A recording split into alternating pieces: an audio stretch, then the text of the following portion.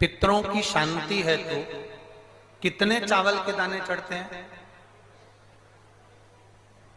अगर कोई ब्राह्मण ने कह दिया तुम्हारे यहाँ पितृ दोष है, 1 रुपया कमाते हो, 1.25 रुपये खर्च होता है, तुम्हारे पास में पैसा टिकता नहीं, तुम्हारे यहाँ पितरों का दोष है, तो तुम एक चावल का दाना अगर आप कहे कि पीपल के वृक्ष के नीचे अपना दिया लगाओ, पीपल के वृक्ष के नीचे आप जल चढ़ाओ, या महादेव के मंदिर में 1 लोटा जल चढ़ाओ, तो हम कहते हैं ना कि प्रदोष के दिन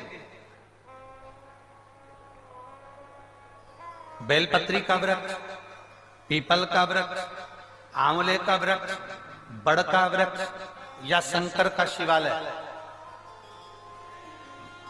फिर से सुन लेना, पीपल का वृक्ष, बेलपत्र का वृक्ष, आंवले का वृक्ष, बट का वृक्ष या फिर शंकर का, जम के बोलो, शिवालय। शिवालय का मतलब शंकर का मंदिर या शिव। प्रदोष के दिन अगर आपको लग रहा है कि हमारे यहाँ पितृदोष है, बहुत तकलीफ चल रही है, बहुत कोई ने कहा पितृदोष है, कोई कह रहा है पितरों का, तुम्हारे यहाँ ये तकलीफ है, पितरों की ये तकलीफ है, पितरों की वो तकलीफ है, पितरों की ये तकलीफ है, बार बार अगर कोई कह रहा है तो फिर आपको उसमें स्मरण करना पड़ेगा कि हम चावल के कितने दाने भगवान शंकर को समर्पित कर दें कि भोलेनाथ हमारे पितरों को तृप्त कर दें। हम तृप्त नहीं करेंगे,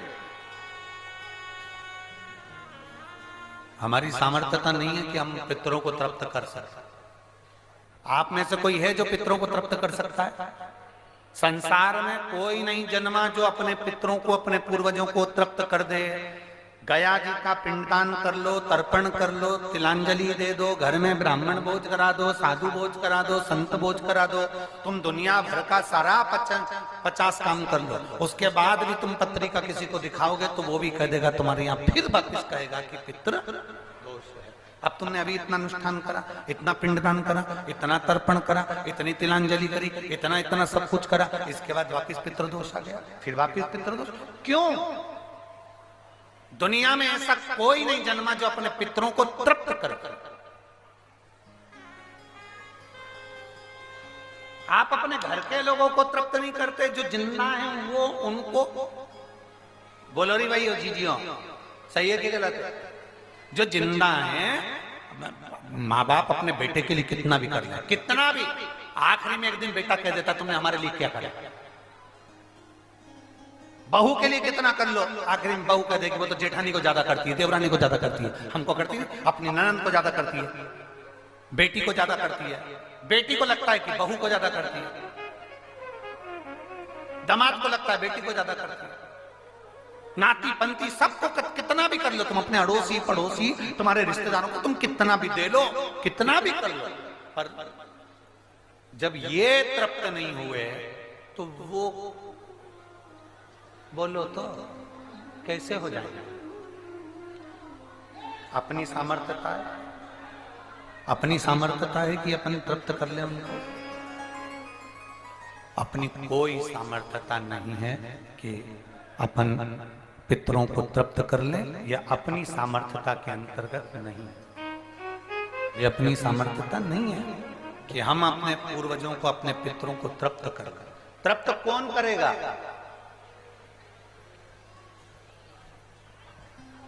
जिनकी शरण में पितृ है। वास्तु के देवता भगवान शंकर, काल सर्प दोष के देवता भगवान शंकर, जितने दोष होते हैं पितृ दोष के देवता भगवान शंकर, तो हम तृप्त नहीं कर सकते। अगर इनको तृप्त करेंगे तो देव अधिदेव महादेव करेंगे। आप 7 चावल के दाने, या तो पीपल, बेलपत्र, प्रेशर गला पकड़ रहा हल्का सा, पीपल, बेलपत्र,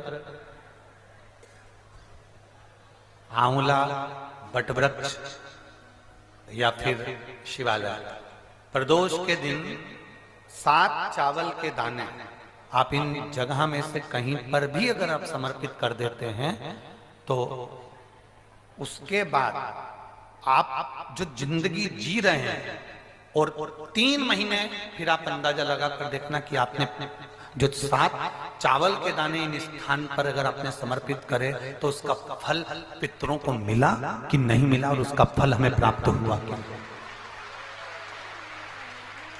ये वो स्थान है जहां प्रदोष के दिन 7 अक्षत चावल का दाना भी हमारे पितरों को, पूर्वजों को तृप्त कर देता है।